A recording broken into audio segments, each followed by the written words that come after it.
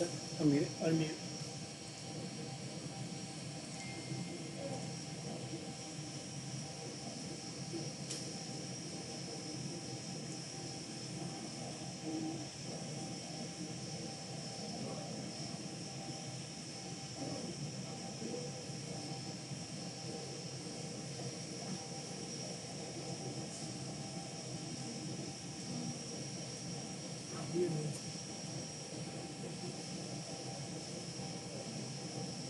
Looks like we have stuff on. It's good. It's good.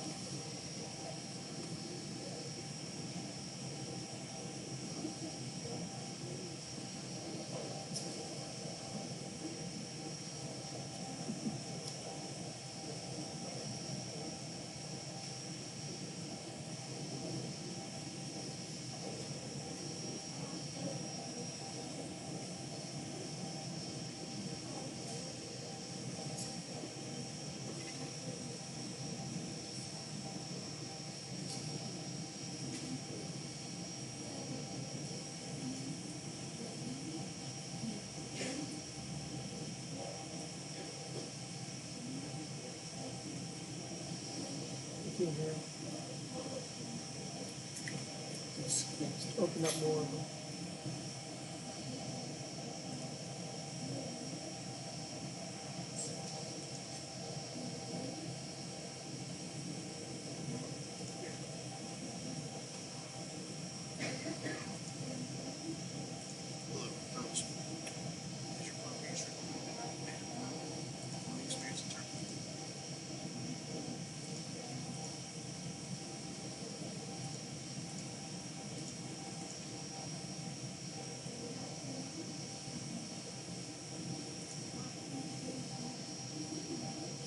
Here.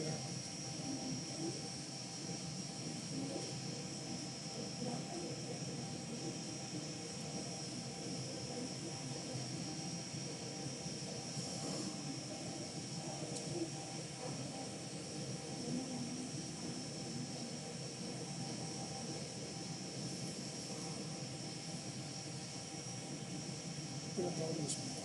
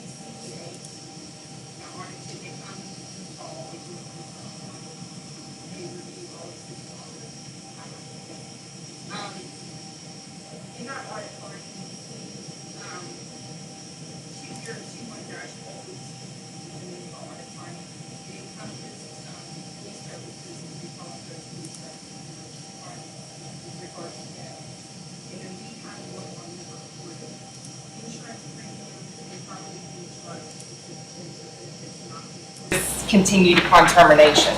So when the auditors, we met with the auditors, they also recently spoke on it on behalf of the CAFO, and they made a recommendation with regard to adding additional personnel to insurance.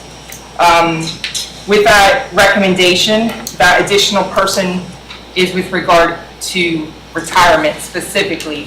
That's also due to the increase in the retirees that we have coming through the district. So it's a twofold answer with regard to an audit finding as a result of, and a recommendation by the auditors. Now, you talk about the auditors, you talk about Burton, isn't it? Yes, yes, sir. That's not an internal audit, that's an external. Well, I'm sorry. I think of it as an internal audit. You're correct, an external audit. I misspoke. And could you restate the problem? There, the definition was that the insurance premiums were not stopped due to terminations. It requires, when we get notification from a voluntary separation form from employee services, we have to stop deductions under insurance benefits. What? That was an audit item with regard to it. We've since put additional measures in place to make sure that we are getting internal communications directly from employee services. We have a Google Doc that's shared with us from employee services that we have the employee's information who's processing through under a termination from the district. We have email communications with regard to the voluntary separation form and the board docs that go up to the board in which they get approved. So the problem was a communication problem. You weren't getting the communication from employees. There were instances in which we did not receive a voluntary separation form or a notification, so therefore deductions were not stopped because of that communication. So, but if the communication's improved, why do you need another person? I guess I'm confused. Audit findings, so we're kind of talking two separate things because the auditors made a recommendation of either 1 to 2 or 2 individuals. They also stated a total of 2. We are making a recommendation as to the half with regard to retirees due to the increase in customer service needs with specifically dealing with retirees. There is also a piece of this too with regard to additional personnel to where we are making those requests for auditing purposes. You know, I was in the system 43 years. I don't ever remember the external auditor recommending extra positions. They recommended that things need to be corrected, but I've never known, you guys were in too. I mean, I don't remember that. And I guess my question is, last year, y'all added a half-time person through general fund. Is that correct?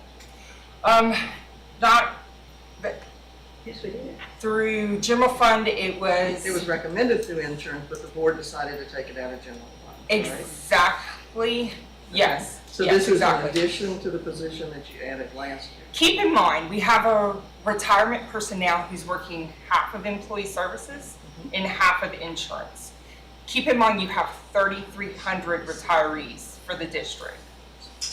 Half a person is very difficult to maintain customer service, to maintain everything that has to be done with regard, if we just strictly speak of insurance, the responsibilities of insurance, it's not enough hours in the day to complete for a half of an individual because that other part of the time is also being managed by employee services duties. You've got 3,300 retirees. You have approximately 4,200 active members. So our department's managing approximately 7,600 between the two. So if you look at the amount of people in our office, I have a manager, a half of a generalist, I have a full account person. So I technically have 2.5, and then I have another half with regard to the retiree.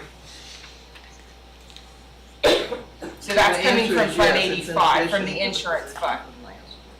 Ma'am. The answer is yes, it's in addition to what you've added last year. Yes, exactly. That would be taking a whole person for those responsibilities with regard to a retiree position, yes. And I guess I'm curious, the audit ended June 30th, I mean, it's, the period ended June 30th. We're in March of 2022. If it was something affecting the budget, why didn't we see the audit citations before? Because we knew it was going to affect the budget, or you knew it was going to affect it. And I'm not trying to be ugly, I'm just trying to understand why this comes up during the budget and didn't come up at the time of the audit. Why didn't the committee receive that information? We just received the audit findings, just received them. We worked it through with the auditors, has to be worked through with the administration and The the board correction members action for plan does, yes, yes. exactly, yes. And then now we're in the budget process and we're bringing that to light based on the findings that were through the audit. Do we have a job description? and I'm working on duties? a current job description with regard to making some revisions to what that individual would currently do. Okay. How often, so there are about 3,300 retirees, how often are retirees contacting your office, or is your office needing to make contact with them? And does that change, is that a consistent amount of contact, or does it kind of ebb and flow? Because I know we recently changed the prescription program, and so the insurance department had to make a lot of contact with retirees through that. Is it the kind of thing where you are regularly having to contact all 3,300 of these people, or is it, does my question make sense? Like, Yes. okay. Retirees, in my personal opinion, retirees do take longer. Oftentimes they like to phone, they like to call, they don't like email, they like you to pick up on the very first ring. Think of that in the context where you have one individual who's duly purposed. It overflows. So when that person's not available, because that person does have scheduled meetings throughout the day, they have active members who are processing through as retirees. You've got to schedule off a block of time so you can process an active member to a retiree. When that person is in a scheduled meeting, it overflows. I have other staff in the department whose main responsibility is primarily towards active members. Because remember, I've got at least 4,200 plus active members. We have open enrollment, we have new hire, we have every single active member in special projects along the way. So when that member's tied up, it overflows, and it's very time consuming because then we're not able to address daily activities. Not to mention, I'm one of those 3 individuals I'm referring to with regard to the active members. I'm management. So if I'm tied up in a meeting throughout the day, or perhaps my calendar is full, then I'm flowing over to my other 2 staff members. It kind of just rolls downhill. There is honestly, that person is spread way too thin. You need assistance. With regard to communications, it's very difficult to, in some respect, communicate with retirees, and you'll notice that's also a line item on the budget with regard to communications resource for retirees. It needs to be timely. We need to make sure that they understand the changes that are happening too. Not all of them have email. Not all of them are tech savvy in that sense too. So you got to find that correct balance to where, how do you communicate a problem? Let's just use our Blue Cross card issue that we had. They need to know too, but some of those members don't have resources where we can reach them immediately. So then we have to snail mail it, and you know how the mail's been lately. It just kind of trickles downhill. But yes, retiree communications can be a challenge, and they are often more lengthy, in all honesty, and it requires a longer length of time. They may have a prescription issue that requires some assistance, and you can't just say, I'm going to work on that in a couple hours. If they need a prescription, it's important. You need to devote whatever you're doing and reshift gears and try and focus on that. Okay, Does that help? I just need some clarification Okay. here. And I'm looking at the budget. It says salary, and we have one administrative person. Mhm. Then you have clerical salary, 2.5. Full-time employees, 2.5 full-time employees. Yes, if you're talking insurance fund, yes. So I have, if you look at the top, it's management at the top. Then I have the half of the retiree person that we're referring to. Then I have a generalist, which is half Okay, who's that next PT clerk? Part-time, clerical. Oh, no, that's just incidentals for a part-time clerk for the department should we need part-time assistance. Let's just say we need scanning to the records or something. So there's no part-time clerk.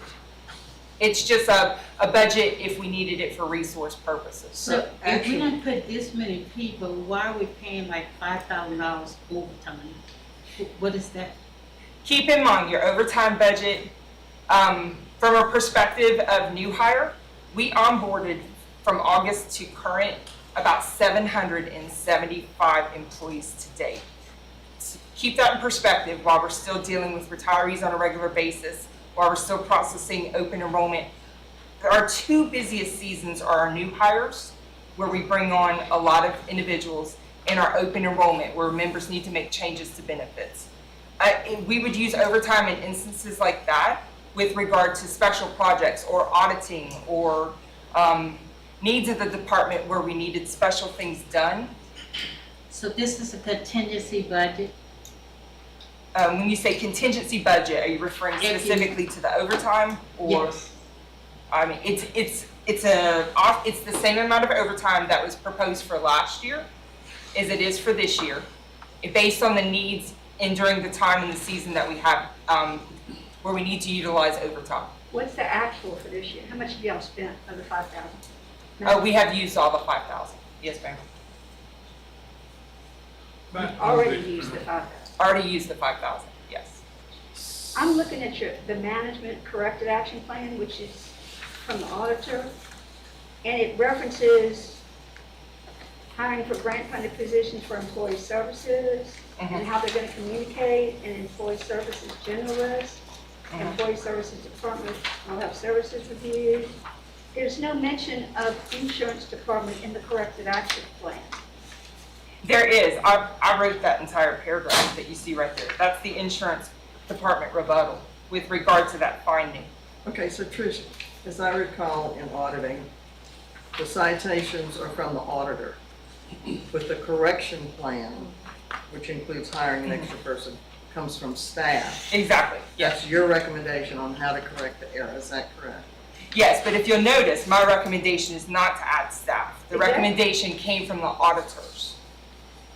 I don't see it in the citation. I don't need it. And they Usually- It's not in the CAFR. It was notated at the CAFR meeting that they had about a week ago, Matt. Am I referencing that correctly? The auditors did make note of it then. There were two instances where they specifically noted it. They said 1 to 2 people at the beginning, and then about a minute more into it, they noted that 2 individuals, and they also noted, let me see if I've got any specific annotation with regard to it. They noted if it was not done, you've got to remember, self-funded health plan, all the risk lies with LPSS. If you keep that in perspective, it is our responsibility, the insurance department, and all of the risk is residing there because we're processing all the claims and billing. But a lot of the districts that are self-funded are also, all the salaries are coming out of their general fund to manage insurance and not out of our insurance fund. So, I mean, you know, Yeah. to be quite honest, because we checked that out a while back. So, yeah, that's what I'm trying to say. So Chris, this document that you gave us, this is what you wrote? This is the audit finding based on what the auditors found. The effect portion is the audit finding. And then corrective action is what each employee services wrote a portion and I wrote a portion so that it could be a part of the CAFR that showed what our corrective action would be with regard to that finding.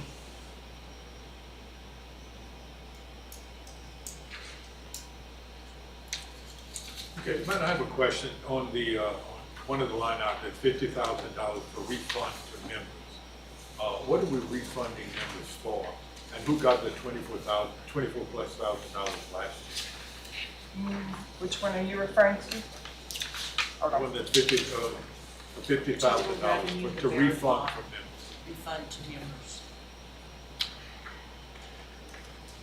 Refund to members, we use those in the instance where we may have an employee who resigns. You pay the health insurance a month in advance. Because of that, we still owe the member a refund if they terminate, to where that has to process through LPSS. It's more just less a flow through in case we need to do those refunds. And we do. We have to process them. Let's just use an example of employees resigning at the end of the year. Some of them don't turn in their resignations till later on. And because of that, they've paid their health insurance in advance, and we owe them those monies back. Does that make sense? Just seems like a lot. Because it is a lot. Yeah. We don't know exactly this year's budget. That's because you already pay a lot. You're right. So that's because we pay a lot. Matt, do you have the actual expenses for any of these? The to-date actual expenses? The actual expenses For example, on the Last year. $50,000 is budgeted. that we would have to look it up on, I don't have it with me. Yeah. And my other question is about the Medicare, the $32,000 we paid in Medicare. What is that for? That's the IRMA reimbursements that they give. If you'll notice in last year's budget, it was listed on the line item for prescription claims. The $20,025,000, we just broke it out this year to the $33,000 instead of, we allocated $25,000 last year, we're allocating $33,000 for next year, just due to the increase in the reimbursements. IRMA reimbursements are for high income earners because we made the changeover to Silver Scripts. We had offered to reimburse those monies back to those members who are high income if they provide eligibility based on it. And while you said Silver Script, I have not had any problem at all Okay. with it. But I was sitting down with the group that a lot of people having incredible problems with it, price-wise and everything else. Have you gotten a lot of complaints about it? No, sir. Like I said, I haven't had any problem with it, but every now and then you hear somebody who's had an incredible. I would say have them contact our office if they've got a specific issue. That way we can reach out to Silver Scripts and make sure that they don't have a problem. In the same vein, just to reiterate something that came up at a previous meeting regarding Silver Scripts, I know there was another member who mentioned that people who were on a copay assistance plan for their high-priced medications were no longer eligible for the copay assistance plan after the Silver Script program took over because of the federal funding associated with an EGWIP program. Now, the problem with that is that when you use a copay assistance, so I personally take a high-priced medication and I rely on a copay assistance program to get that medication at a price that is not prohibitively expensive.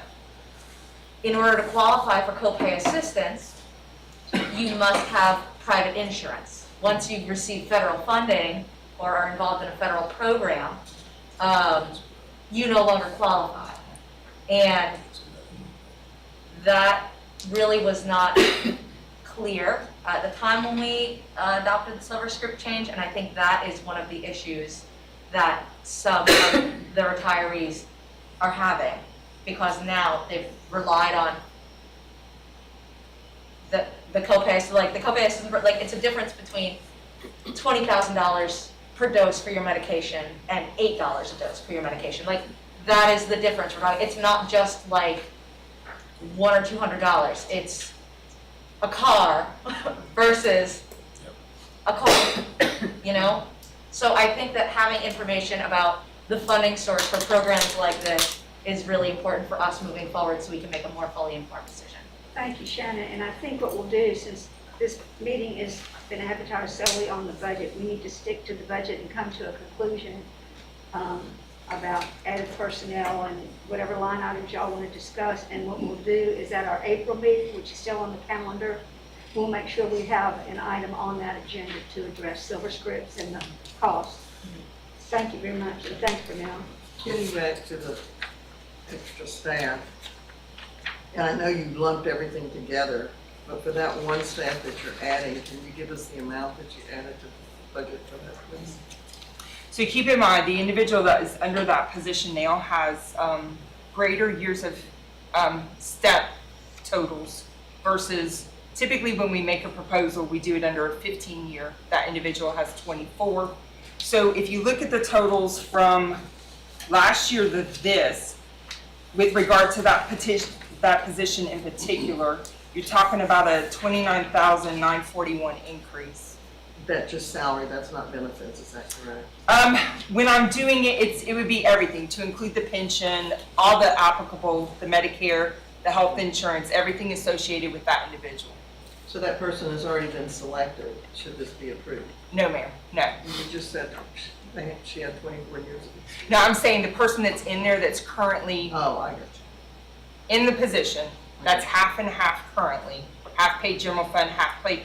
So would they stay half and half, or would you just move that person over? No, they would move full to general fund to employee services. And would you keep the halftime in general fund? No, So in other words, we're just moving general fund that we approved, that was approved by the board last year to the insurance budget this year. so instead of requesting a half, I'm requesting a full, is Right. what I'm And you're gonna requesting. drop the one from general fund. Exactly, yes, Yeah, the general so all fund you're would be doing is assumed by Transferring employee the cost services. from general fund to the Actually, insurance fund. I think there's a misunderstanding. The Yeah. half that was granted last year, the Yeah. general fund is not for that position. It's someone else that's in the department. The position that this person is currently in has since was reorged in 20, was half insurance and half general fund. This half general fund is, because she's half employee services, person and she's half insurance. This position will become all insurance. So the half that's already paid right there, and then the other half of insurance is paid. The half is paid for general fund. She services employee services during the day, not the insurance department. So she would, that half goes to employee services, because the retirement portion that she does when you come in to retire is an employee services job. The insurance and the support for the retiree is the insurance. So the half that was granted last year that you're talking about went to a different person in So are you gonna, insurance. are you gonna replace that person? so that would have a new job description. No, Yes. the one that the board is paying for, you're gonna replace that? That would go to employee services side, yes. Not with Fund 85, we're asking for employee services to gain another half to the general fund, but that is So in other words, general fund will no longer pay a halftime insurance person. She was never half-time insurance. This one position, Then why did you ask for that position last? that was for that was for, The generalist. That was for the generalist. that was for position. the generalist in employee services and in insurance last year. When this position has always been the same since 2020. This position that we're talking about for the retiree. That is a no. I think there's a misunderstanding. Yeah. There is, I'm confused. Am I saying it I'm correctly? trying to follow. The half that was in there will Right. become a whole in the general fund. And the half will be in, the half will be out, but the half will not go away in the general fund. The half is still there. But will it Stop be being- So employee you're adding services? that and or- you're adding in the insurance department. Yes, right? Yeah. The half is still there. It's The not being half- moved. that the general fund is paying will be with employee services or with insurance? Employee services. As it was. As it is now. So they're Was- making two holds, and one's gonna be the general fund, one's gonna be taken out of insurance. The liability of payment is, of budget is being Yeah. switched from general to insurance. Got it. No, the insurance, the general fund still keeps, the general fund is not seeing a reduction. It is to insurance, because that person's going to employee services. That- The new person's all insurance, all paid with insurance dollars. The half that's with employee services, that's gonna, by general fund, is gonna stay in employee services, right? The half that's in employee services stays there. Yes. And we're picking up the other half. I think not the confusion, but there are two different positions. There's a generalist position, Right. and then there's a retirement position. The generalist position is the half and half that we discussed last year. This, as Ms. Gardner was saying, is a position that's been in place since 2020. And she does retirement. She is full-time retirement person. But the issue is, as was stated, there is an increase in retirement. And so we recognize the need to just say, okay, we're gonna take this person who is half general and half insurance and just move them all the way out of insurance and pay for them fully with general. So But- you're adding staff as well as insurance department adding staff, is that correct, Tom? Yes, I have. So it's to get this person where she can do all of the all of the retirement, all of the people who are coming in to retire. And I guess what we're asking for is a half position to fund that half that's already there, that she'll be vacating, to make that a full position, to do all of the retirement benefits for our retarees. Because when it was designed, How many ma'am, more retirees do we have this year than last year? A lot. how many more? Yeah. That's a good number. I can't give you the exact numbers. Ms. Trish might be able to, but when COVID-19 hit, a lot of people said, you know what, I'm done. And they started hanging it up, which is fine, that's their right. They worked hard to be able to be in that position. Yeah, but we won't have COVID next year, I hope. We hope, yes ma'am. So So the number of retirees should start dropping. we hope. Yeah, I do Yes, too, for the school we- systems. Right, we I agree. hope. We're having trouble finding people, Yeah. and depending on what the legislature says, you know, we might have some things that Okay, anything else about the added half person to, the insurance department? Does anybody else have any questions or comments or a motion to make? Still disagree. Nobody. That really should be, I just have a comment. If we had had the actual audit and the actual job description and knew, for example, what the change in numbers in retirees were, it would have been an easier discussion, I think. That's just a suggestion. When you say the actual audit, what exactly are you needing? Well, what we have, I think mainly the item that points out why you need some. yeah, because this says internal control policies and procedures related to employee services, insurance department were not being performed or not performed timely. That does not say, therefore we need to add a half person. No, So that's the only thing I definitely- can say is it's referenced through the CAFR, through the public meeting that occurred. I'd have to look at my phone to look at the date where they physically mentioned it at the meeting. It's not written, keep in mind, that's our rebuttal based on the findings. But yes, the auditors did make mention of it in a public meeting. But the rebuttal, if this is the rebuttal, Mhm. it says, internal control policies and procedures related to employee services / insurance department were not being performed or not performed timely. It does not go on to say, therefore, we're going to add a half a person to resolve the communication issue. Says the plans And if you're identified adding a below half in require staffing human resources and resources, time to then complete that- detailed process to ensure actions. Right, but a staffing resource could be the communication form that you set up already to make your communication more efficient. And A the resource extra doesn't have to person be you're a person. adding, the extra person you're adding in employee services will be over retirement, so they can report it to insurance. So maybe that will take care of it. that would be fair. That I may- would like to make a motion that we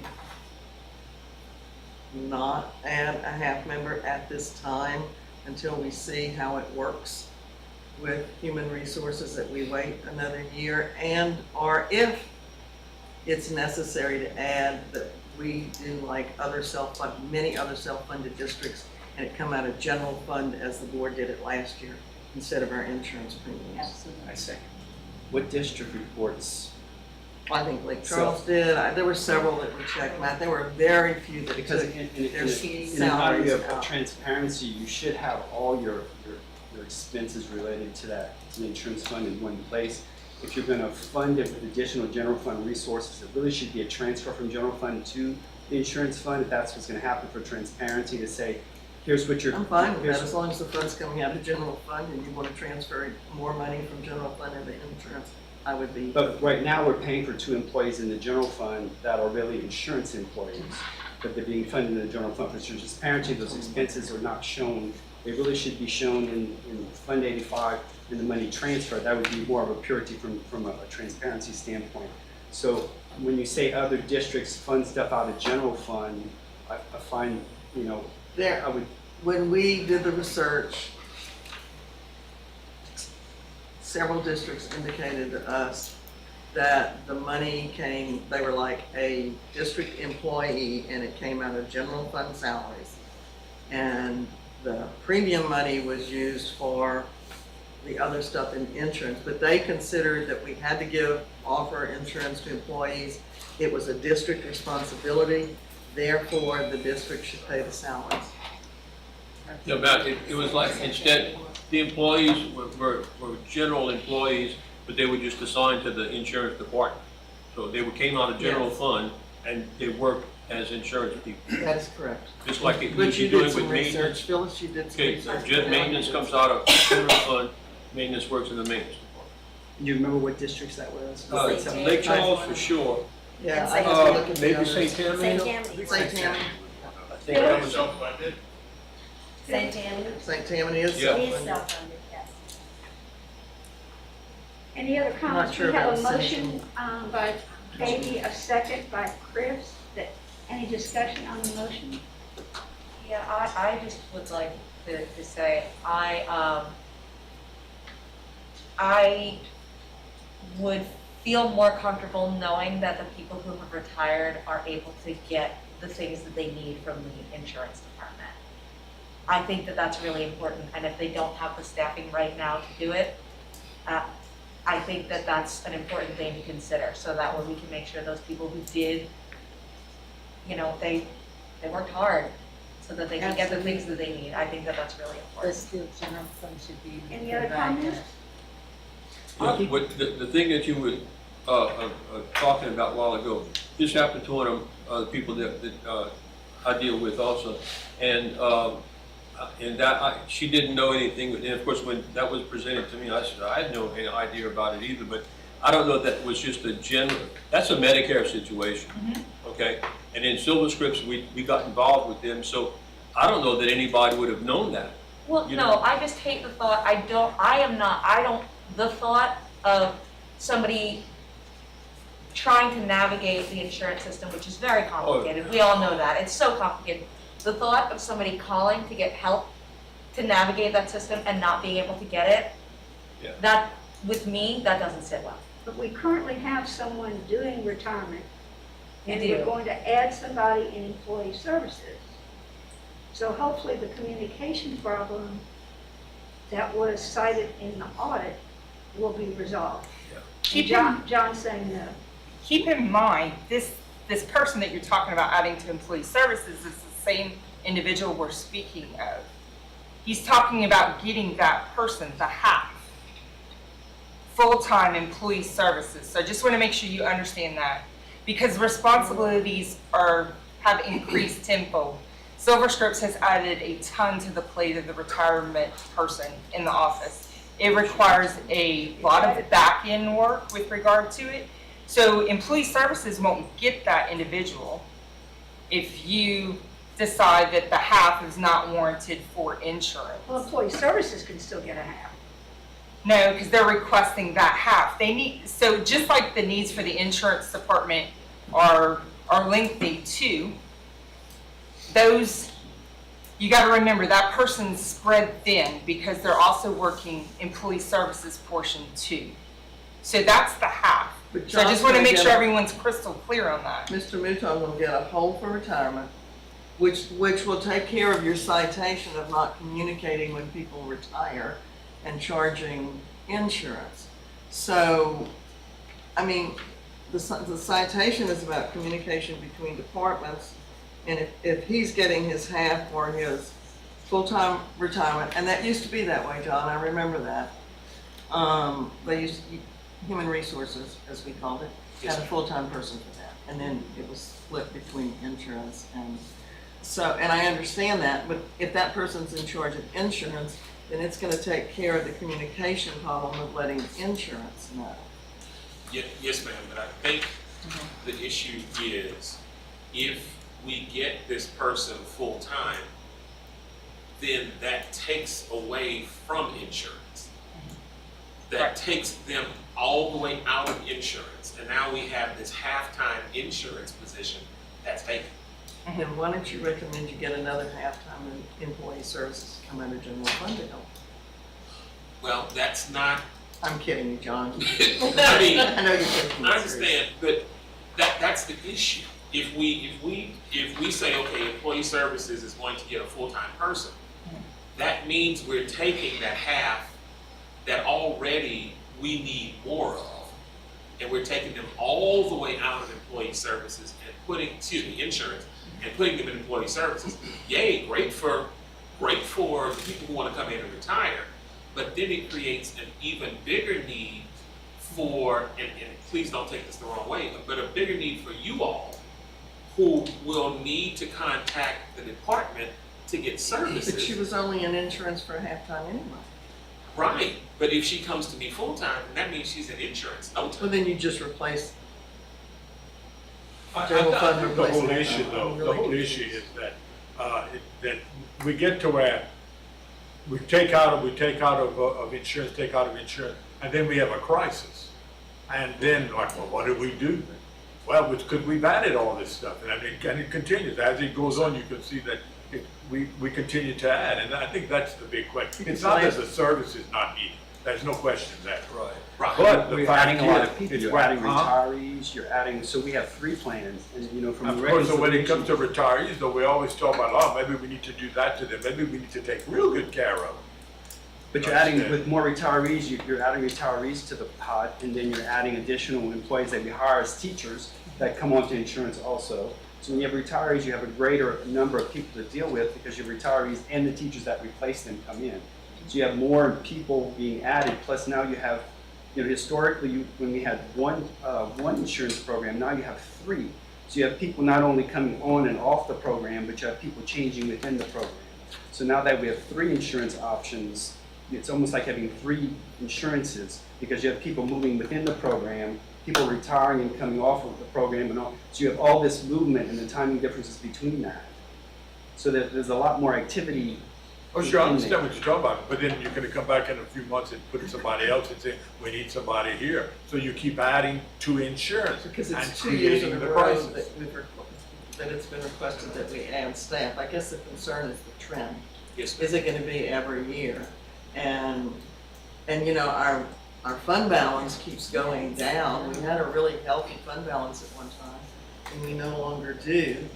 And so we're scraping, hanging on by our nails to keep the proper fund balance, and yet we keep increasing our expenses and not our revenues. So, And if I may, one of the questions that got asked earlier that I don't think we actually got an actual answer to was, is this a consistent trend with this much volume where you're having to do, like you see having to do this for the foreseeable future? Or is this something that is just really bad right now because of the current condition that we're in and it'll subside and it'll level out? Because, I mean, yeah, when you change from one carrier to another, there's a learning curve and there's extra stuff that you gotta do. But once you learn how to do it, that levels off and that's not that big a deal anymore. And then when you have a lot of people jump out of the system and go into retirement, that's gonna create a giant influx, but then that's gonna level off and go back to normal.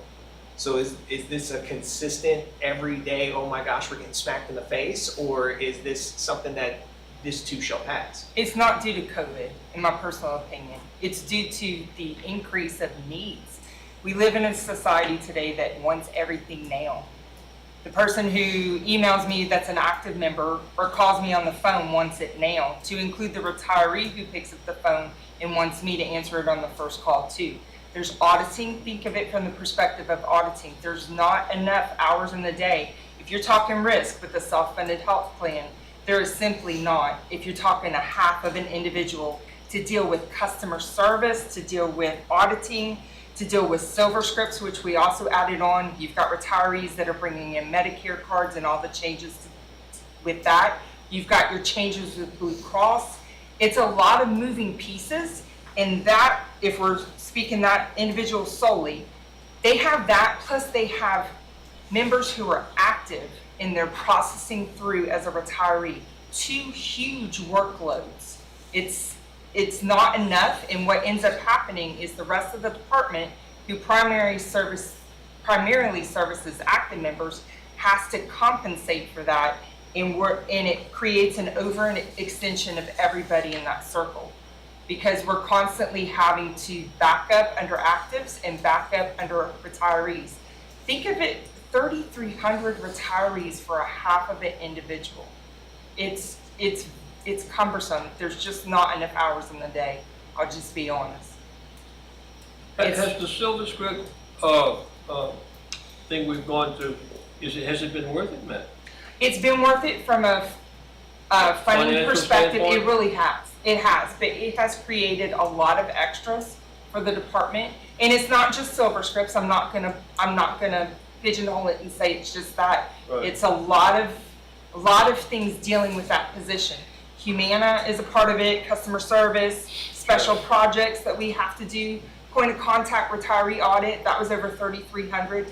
That was a 6-month project that was very time consuming, and it didn't rest on the shoulders of the retiree individual. It rested on the members who support active members. Is there any way we can maybe ask Silver Scripts and Humana to contribute perhaps to that half a person? I mean, because they're creating part of a problem? Am I saying that correct, Brooke? No, I mean, you self-fund the Silver Script I understand plan. that. So, I mean, it's your money. Right. As far as Silver Scripts goes. With But Humana, the problem is that the Silver Script is creating the problem for it. That's creating the problem for needing that extra person too. Not entirely. I'm not gonna specifically say it's Silver Scripts. Has it increased the workload? It has. Yes, it certainly has. I'll give you an example. Anytime there's an open enrollment period for retirees and they see all the marketing material and they inadvertently cancel themselves from our plan, instances like that, to reinstate that member is a lengthy process. Really? Very lengthy process. and Instances like that. yeah, I want to interject one thing there. What makes it so lengthy is Medicare and Medicare rules. It's the Silver Script program versus Humana is no different. If someone disenrolls themselves in the Medicare Advantage plan through Humana, they could do that by defaulting on their Medicare Part B premium. They could do that by inadvertently enrolling themselves in an individual Medicare Advantage plan. So when that happens, those retirees get really confused and like, what happened? They don't even realize what they did. Those kinds of situations, when it comes to a Medicare retiree, require a little more service. I'll give you another example. We have to have Medicare billing correctly. Medicare should run primary for a member who has Medicare. Blue Cross should run secondary. That retiree individual cannot complete that in addition to everything else. It overflows to the rest of the department who also supports active members. So if you think of it in those contexts where whatever cannot be completed by that individual because their plate is full and it has to overflow, it affects both active and retired members in those senses. There's just a half a person is not enough of an Why do we individual. have people assigned to active and retiree? I mean, why isn't everybody working towards? We do. We assist. If a retiree walks through the door and the retiree's individual is tied up, we assist those members. We don't turn them away. We don't not answer phone calls. We don't not deliver customer service. But what I'm saying is that individual is primarily designated. They have a go-to. You know, you want somebody that you can rely on, that you're going to pick up the phone. They're going to have a specialty. They're going to answer your questions. All the ladies in the office can answer both active and retired questions. It's just that one individual has a specialty and they have a go-to should they have a problem. This might just be a knowledge gap for me, but we're paying for services to be carried out through other vendors. They don't provide some of the customer service to take the load off of you? They do, but what ends up happening is they like calling a home base and they like getting that customer service. And when you've got an individual with a prescription issue on the phone, They're not gonna wanna call the Silver Scripts, I'll just be honest. They wanna call Trish in the insurance department, who knows that Trish is gonna call that pharmacy and resolve that issue for them, no matter if it takes 45 minutes to resolve the issue. So when you've got someone in a place of need, and that's often where our office is, you're in a place of need, it requires an immediate action. You can't put it off. Oftentimes it's a prescription issue, 9 times out of 10.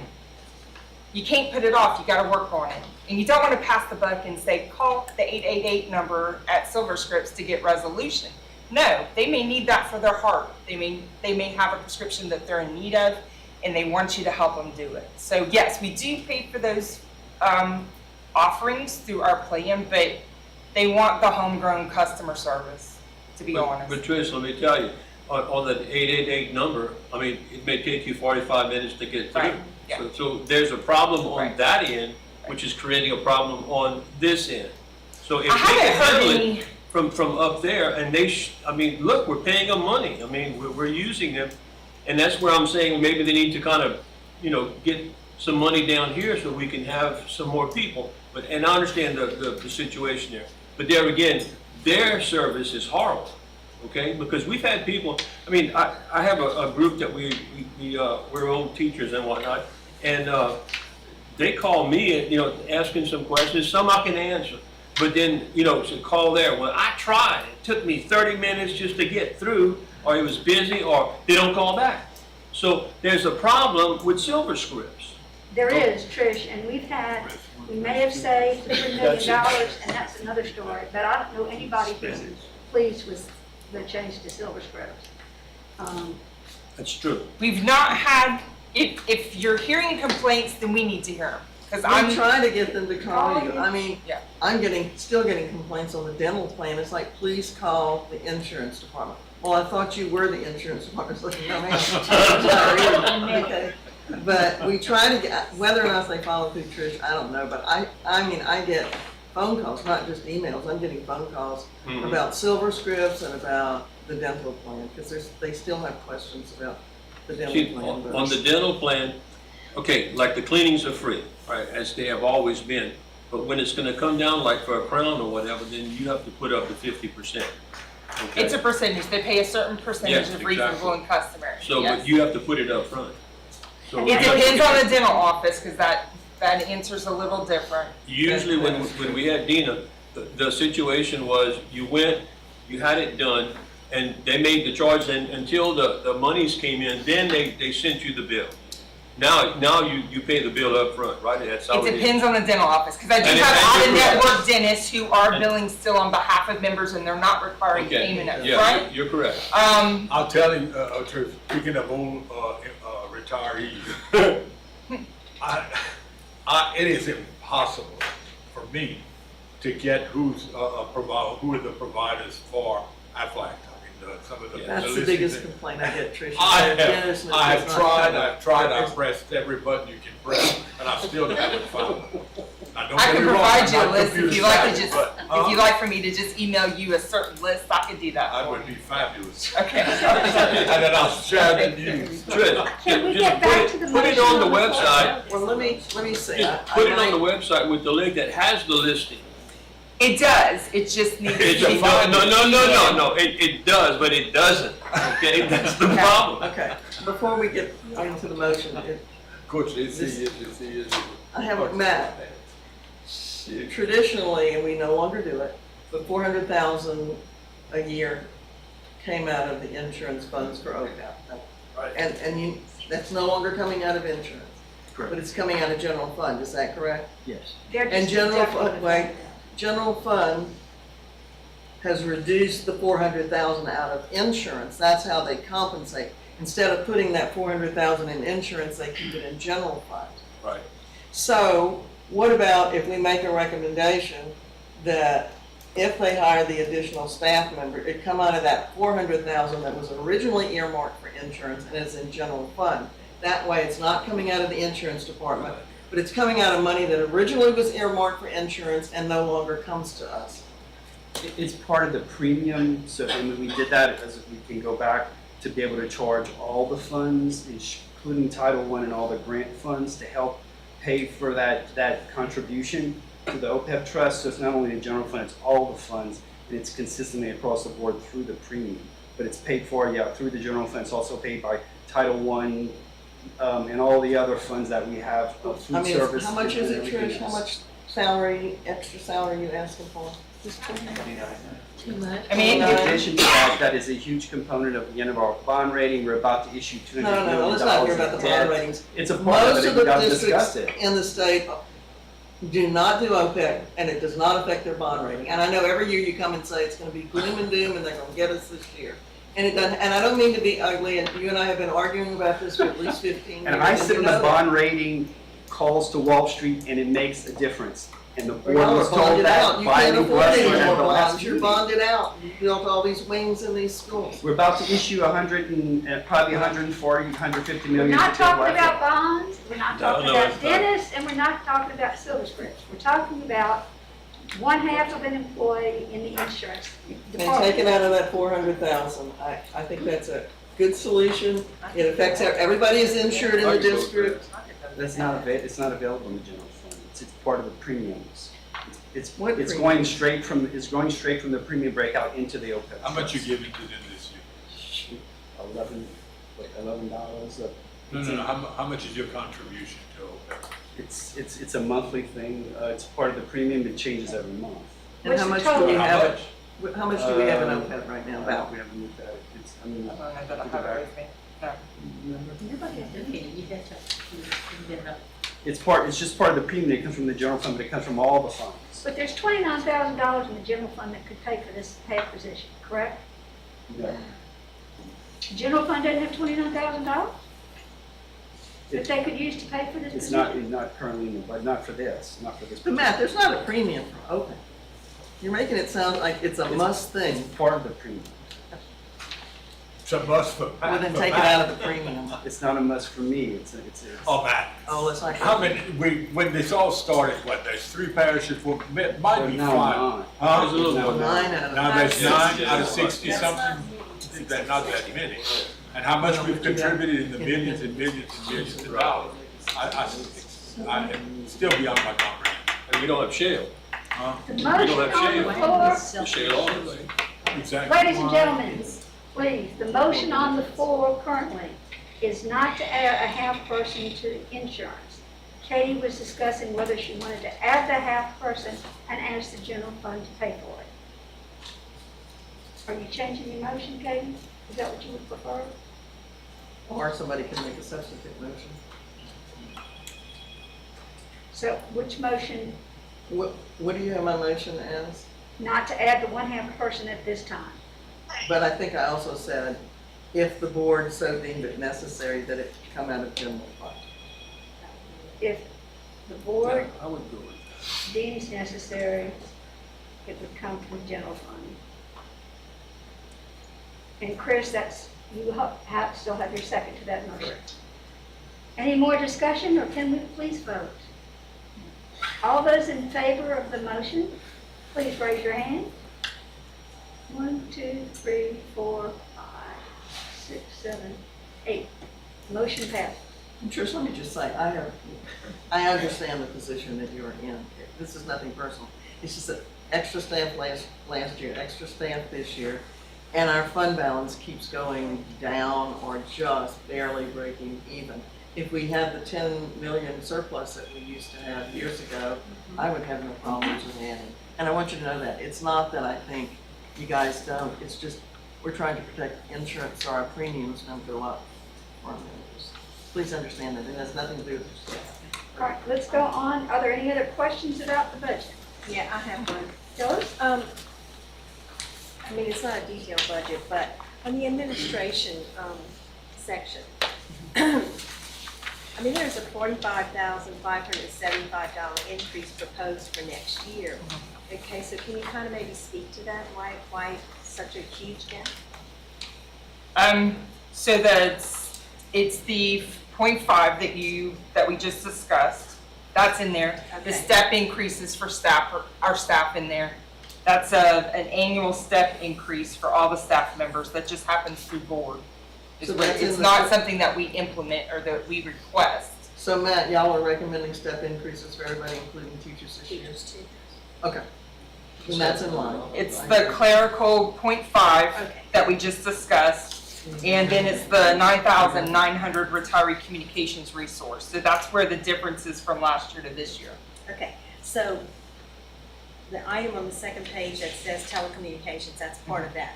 And can you kind of elaborate on the telecommunications? So the committee has asked numerous times to have some sort of immediate resource to where we can communicate education or problems or concerns with our retirees like we do with our active members. So that's why we went back through and got the point of contact updates for our retirees. We spent a good 6 months trying to make sure that we received them all. Out of the 3,300, an estimated 500 were not returned despite all of our efforts. It's about an 85% if you look at it like that. So it's an immediate resource through a texting SMS platform. We use Remind here at Central. That was one of the bids that I got with regard to it, and I sought out 2 more through 2 other vendors that offered very similar offerings. They offer SMS to where you can put like a Google link and offer more details directly through that Google link. It doesn't require that the member download anything to their phone because not a lot of members may not be able to do apps or something along that. But it's more or less just a texting platform to let you know, hey, we've got some informational items for you. If you click here, this will provide more information.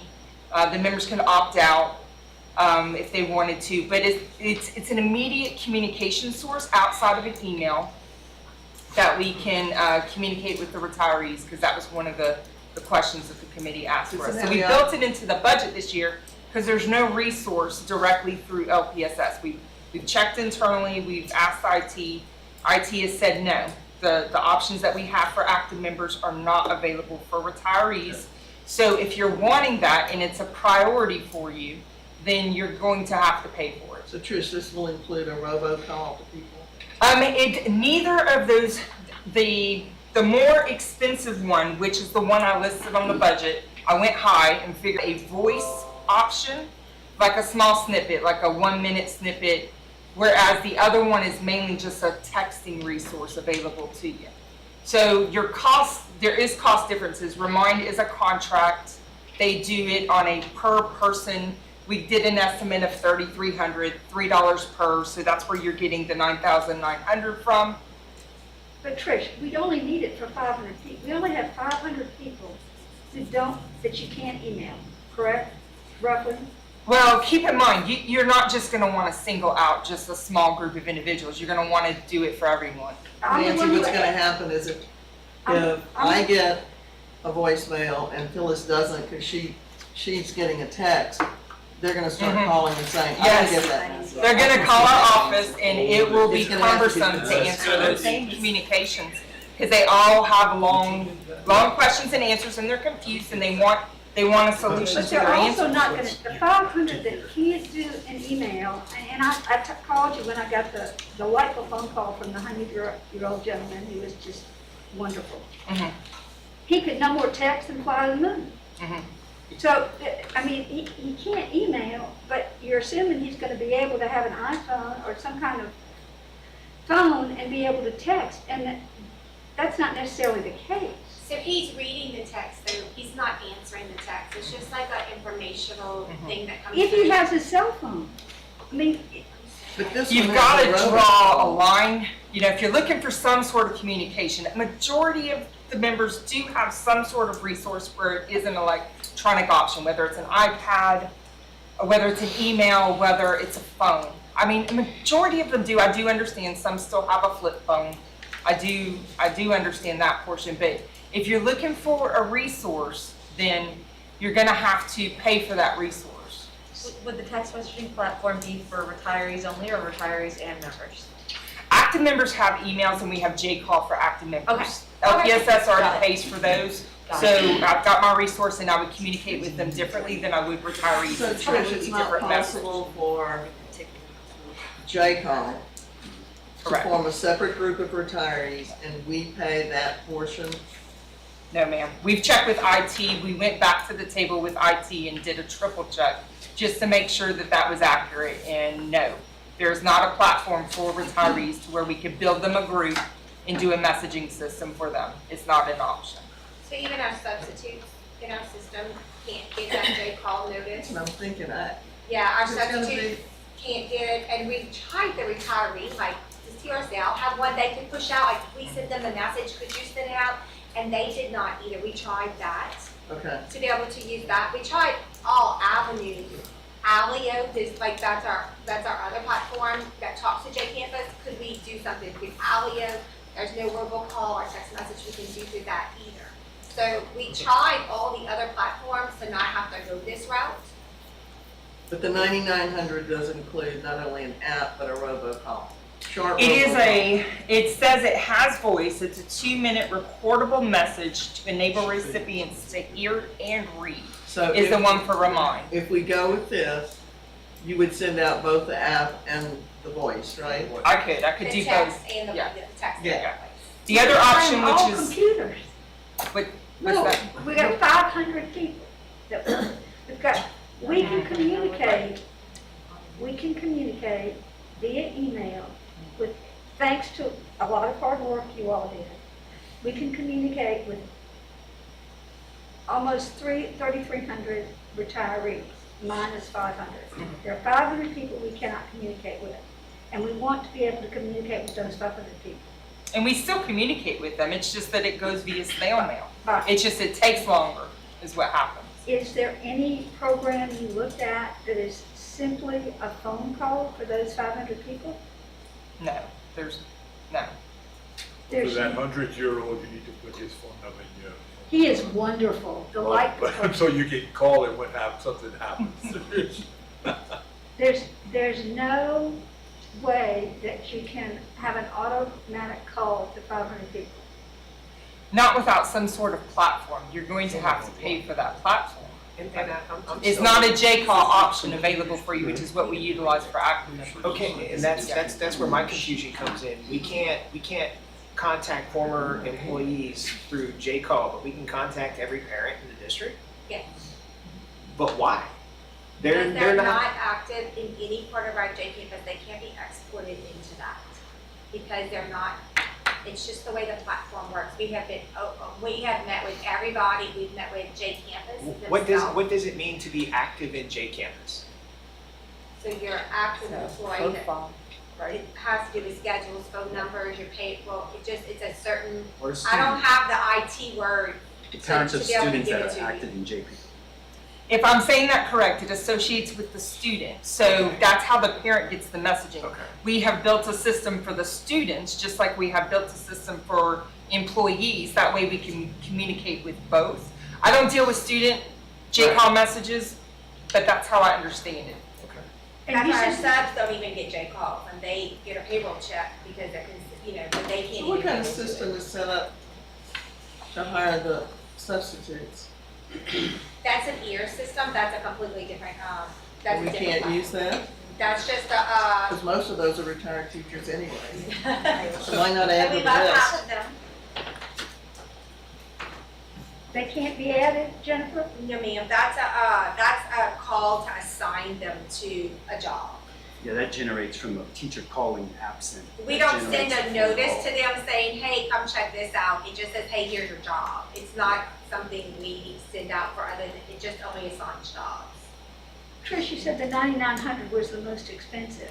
What other options did you have? I mean, I found it just a texting or SMS option to where keep in mind, your Remind's going to be based on a contract, so you're going to pay that flat rate no matter whether we use it or we don't, based on the number of members. Whereas the other options that are available was not a contract, and it's based on the amount of messaging that you send to members, and it's not a phone call. It's primarily a text where you can link something to additional information and redirect them to a website or something. It's limited characters is basically what happens. Yeah, and that doesn't solve it. Our problem that we've tried to solve is a way to access those people that we cannot access via email. But that $9,900, what it does, it has a voice component. And I mean, I think if you don't have a phone, there's no other way but snail mail. Yeah. So I think the robocalls are pretty informative, but I would like to get bids on that, or people to come in and do a presentation. I mean, we can put it in the budget, but before we select, I think, can we do that, Trish? Most of these are, every single communication I have, these were like Zoom calls with individuals. These are nationals, they're not local. Okay. I don't see them doing a If we can presentation get some here. information for us and compare prices and services. Well, I did. I at least a bit out, I did conversations with the top 3, just through research. One Okay. didn't even meet your needs. Okay. That one wasn't an Well, it option. would have to be robocall, because that's the most Right. important need for those retirees that we're not meeting. But I think we need to include everybody, because as soon as one person gets a phone call and somebody else gets a text, they're gonna be calling you to say, I didn't get this, put me on the list. So I agree that it has to be for all the retirees, but can we see the differences? And, I mean, you know, I don't mind leaving it in the budget. Maybe we won't use it, and then it'll become surplus if we decide that it's not what we need. I don't know, that's just my Who does opinion. LCG use for their robocalls? I do not know. Did we call them to find out? That one's probably linked to customers. I'm really They not call every sure. person in the city by district, like when there's a road closed or a race that's gonna be run. Ooh, I must not have that, they must not have my number, I haven't gotten those. I get them. I don't get any. I do. I get some. So I'll call LCG and find out how they do We it. could give a, but I'm sure Trish can give you a little bit for the April meeting, and a little bit more information, Ms. Katie on that. So what are the wishes of the committee? Do you want to leave it in the budget and get more information in April? Yeah. Anybody object to that? Okay, next question on the budget. I promise y'all, this will probably be my last one, okay? Sure. Well, maybe. I just need to know, what is PBACA assessments and fees to the tune of $30,600? That's PCORI, and because we are self-funded, we have to report that. It's a federal mandated just because we're self-funded. Okay, I just didn't know. It's pretty consistent. It's based on the number of membership, and it's a fee assessed by the IRS that we have to pay on an annual basis. Is it the belly button tax? Yeah, they ask all kinds of weird questions on that assessment. That's good, all right. You don't need to go into that, I just need to know, an acronym, it's Okay. easy to figure out. And I'm gonna rest my question. They were all good questions. We have, Chris? The $7,000 for maintenance of equipment, what equipment do we have that we're maintaining like that? And you said an increase. Which one are you looking at? I'm sorry, I'm finding all my sub ones. Okay. It's gotta be the Xerox. It's contract. Okay, I see it. That's contract. We have a copier, we have Laserfish. Laserfish is our electronic files. Money's draft from there. We don't store anything via paper. Everything goes to an electronic file. So we draft based on those fees and assessment. We have to pay other fees and assessment directly through, I believe, payroll. Alio, our system from there, is also drafted from that account. So it's not just one thing, it's a multitude of things. I have a question.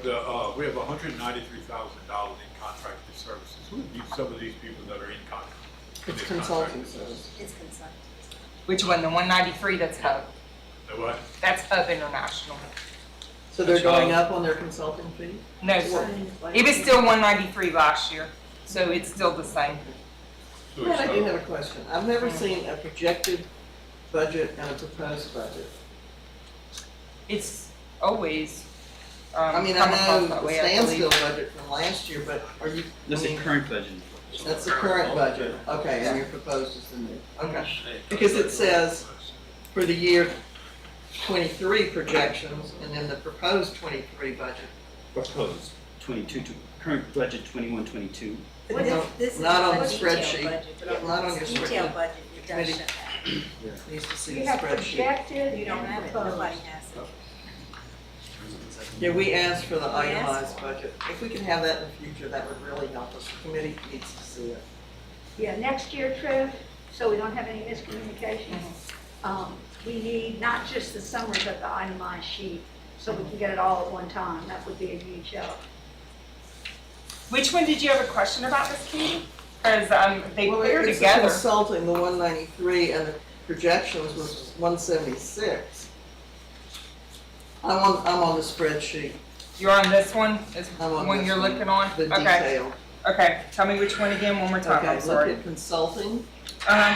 193 is the proposed, and the projected budget for 23 was 176. Keep in mind, these projections are built based on where we currently are with the budget too, because Okay, that's the difference. So your projection column is your actual column? Because your current budget said 193, but your projection said 176, and your proposed says 193.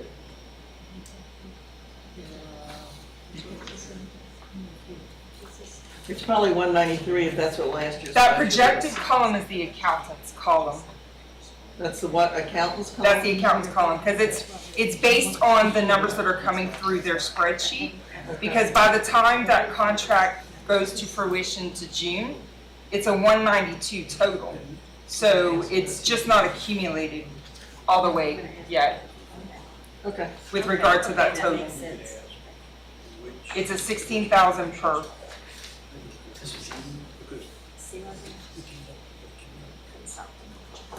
That's a proposed, this is the projected.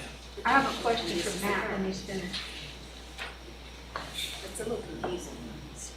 Matt, Very every meeting we've had practically, I comment about the fund balance because it's that fund balance that lets us determine whether or not we're gonna have to raise premiums or increase deductibles.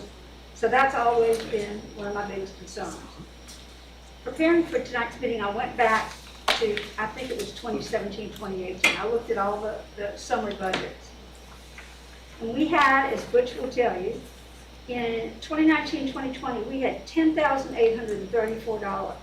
Million. $10,834,283 in the fund balance. In what year? That was in 2019, 2020. And then it dropped to $3,672,908. That's almost $7 million. I looked at the prescription claims and the medical claims because that's where our biggest cost would have been. And the total of the prescription and medical claims between the 2 years, there was a difference of $2,266,000. So for once and for all, for Butch's sake and mine, could you tell us how we got from a $10,000,008 fund balance to a $3.6 million fund balance? And that 3.6, once we get the COVID money, I mean, we're staying around 3.6, 3.7. That's been fairly consistent. But that drop from $10,000,008 to $3.6 million, I can't find the reason for. I think that might have been an accounting change where we had to switch from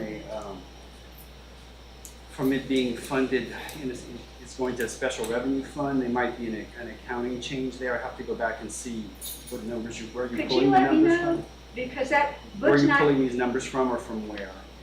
I'm pulling it from here, your summary sheets for your budgets from 2018, 2019, all the way to current. But the difference, when the change happened, the fund balance dropped from $10,000,008 in 2019, 2020 to $3,672,000 in 2020, 21. That's a huge drop, and it's not accounted for by prescription claims and medical claims. So that accounts for 2.2 million of it, which would bring us to about 6 million. So that's 4.8 million. I still don't know where that went. If you can let us know. I know you're busy with budget, but if you can let us know in April or send me an email, I'd appreciate it. Any other questions? Chris? The 19,500 for supplies and materials, that's a lot of pins. It's a combination of two accounts in that total. It's your office and your tech is what it is. It's technology plus your office supplies. It's a combination. It's not just one account for that 19,500. Okay, but so like, what's coming out that's tech? Computers, monitors, scanners, anything that's associated with technology is your technology budget, whereas your office supplies are anything else. Let's just say your paper that you get to run all your everything that you need for the office. That's your office supplies, whereas your technology is technology driven. So it comes from two separate accounts, Right. but it's all money insurance-wise, right? Yes, it's all drafting for Fund Okay. 85, yeah. So how often are we replacing computers and scanners that we need 20,000? Keep in mind, we're rotating out. Anytime we get new additional personnel, we're having to buy these items too. So these items are expensive, and you need multitude of things if you're. Anytime you get new personnel, they get a new computer. If they don't, we don't have computers. We only have computers for the individuals within the office. Let's say we added that another individual, they would need a computer. We don't have additional computers in the office. But You'd your have to order halftime one. person already has a computer, is that correct? Yes, but keep in mind it's for employee services. It's not insurance. So let's just say with the other half of the individual that we were speaking before, that person would have needed a computer, would have needed a scanner. They don't got one floating around the building? No, sir. No. How not? They don't. Anytime, Yeah. So let's say we hire someone. If that position is just created, and that's a new position, there are no extra computers floating around. I'll give you one from my school. I'll have to check with my principal, but I'll give you one from my school. We got them floating around all over. That's at the school. Schools have Title I money, schools have different funding sources than what we do. And so up here, you think that, oh, well, it's the central office and they have all of this money, but actually, no. The schools are much better funded and have much more technology than the central office does. It's not that I think that, it's high castle over here at LPSS. That's not the point. The point is that I just find it hard to believe that in this entire building, there's not a computer sitting somewhere that if you hire somebody new, you can have tech go ahead, run it through its paces and hand it to them versus buying a new computer every time we hire somebody new. No, we're not saying, like if I leave, my computer in my office stays. If another position is created, that person needs a computer. Right. So is it a safe assumption to say that most of that 19,500 is office supplies? No, I'll break it down for you. 7,000 is office supplies. That includes paper. I'll give you examples: staples, orders, print shop. We have new hire packets that have to be run. They go through print shop with regard to new hires. Our Canon copier is run through that contract, paper from the warehouse. Those are examples of office supplies. Technology is laptops. Keep in mind COVID happened. We all had to work from home for COVID, so that includes laptops, it includes computers, scanners, anything associated with technology. Any ink for desktop, if we have printers associated with that too. So between those two, it's the 7,000 for office supplies and 12,500 for technology. Any type of new hire, the Loom, new hire videos and subscriptions and stuff run through that technology account too. So it's resources for the department based on office and technology. It's a combination of two accounts. Plus you have a 4 to 5 year rotation on computers. Correct. So so typically what happens is I have a staff, a total of 6 of us. We rotate every 6 years. Computers?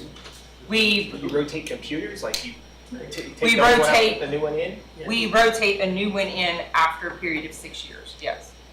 Well, so that makes my hair stand up even more, because if the schools are better funded, why is my computer ancient as dust and makes it sound like an airplane while it's running? Anthony, correct me if I'm wrong, there's typically a rotation with regard to IT, correct? Am I saying that right? I mean, Okay. the most recent thing to a rotation that happened for me as an active teacher was any computer that was deemed by technology not to be able to handle Windows 10 got jumped. But like, as far as like a rotating out of a computer every 6 years, I agree. It depends. My administrator had one, she got a new one. So hers was not great, but mine was like way too old to bring anything in.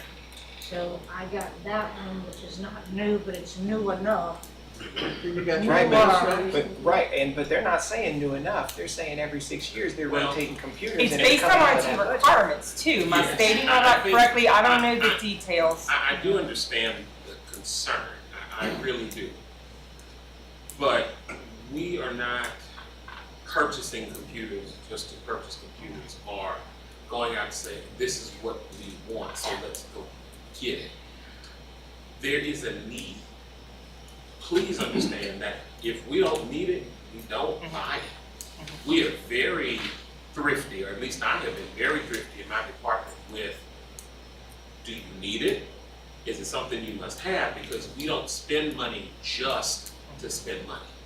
And so even when I was an administrator in school, I was the same way, but I made sure, and I'm not saying anything ill about any administrator, that whatever money I had, I did rotate out computers. And I did make sure my teachers had what they needed to have.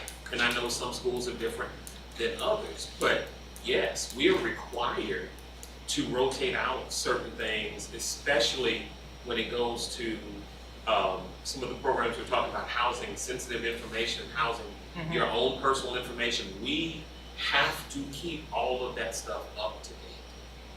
Right, and if there's a requirement because of the hardware or the software, I mean, the software is an easy fix. That's a software expense, which, yeah, it can be expensive, but I don't know.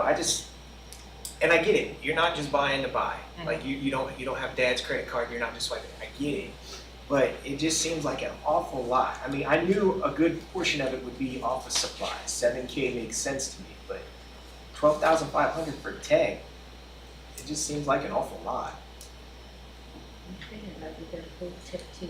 Is part of it, Any other questions? I do Is have a part of couple it, of questions, and they're easy now. Katie? One is, it says that we're not gonna get the COVID refund, that's what I'm calling it, until December of '22. Do we have the money now? Is there some reason why it's not being put in? You missed, So, from the federal Right. government. So we've already received for this fiscal year. Keep in mind, what you see on next year's budget is for next year based on a projection. So we've already received the 1.2 is what I think you're thinking about with regard to the current one. That was based on the 4/1 of 20 to 8/31 of 21. I'd have to look at my COVID So that information to would be make sure I reflected stated that in the correctly. surplus and the fund balance? That 1 million is reflected in the 2.5 fund balance? No, we're talking two separate COVID Okay. monies. So the 1.2 is what was just received during the month of February. That is Ah. in Fund 85 for this fiscal year. Okay, Okay. where would it be? I'm looking at the current budget. Is it included in the fund balance? At the time we built the budget, I do not believe the monies were received yet. If you're trying to look at it on the detailed sheet, it was not. It was working through the process. It had to be deposited into employee services first based on the request because we fall under employee services and then the money. I know moved. it's a long process. So, in other words, that money is in 85 now, so exactly, yes. if we were to look at the budget, it would probably be fund balance, like extra money, is that correct? It's not in a fund balance, it's in a COVID account is what it is. So it's gonna be a separate 85 account? It is an account within Fund 85 designated as COVID. Okay. That And way there may we be can more money specifically coming? earmark that money. So the I understand.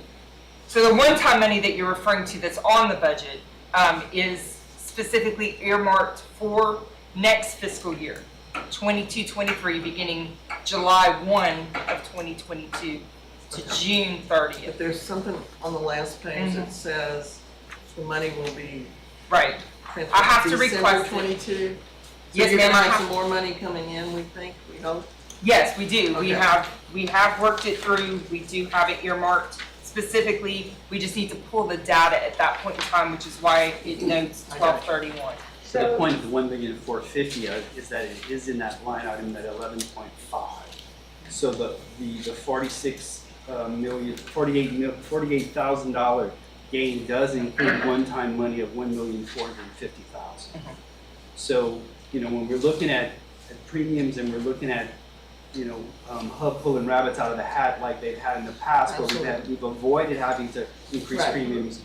We see inflation everywhere. It's gonna hit medical probably harder than anything else. This is disclosing that this fund balance includes, now it doesn't include the rollover of the 1,250,000, which is in the current budget, correct? So But that it's gonna be should, reflected next year's budget. it's going to be reflected in this year's actual, this year's, So 22. whatever we're not using will be then considered fund balance? Rolled over. So the Rolled two, over, that's what I'm talking about. the 2.5 million that you're showing as a current budget fund balance. You with me? Mhm. 2,583,967. I'm sorry, 2,675,586. Mhm. Okay, that is going to increase by $1.2 million.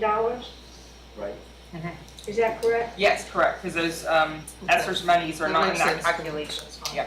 Depending on activity of the fund. Right. It's going to go into revenue. Now, what happens in expenses and everything else, Right. it's not gonna be just a plug. Right.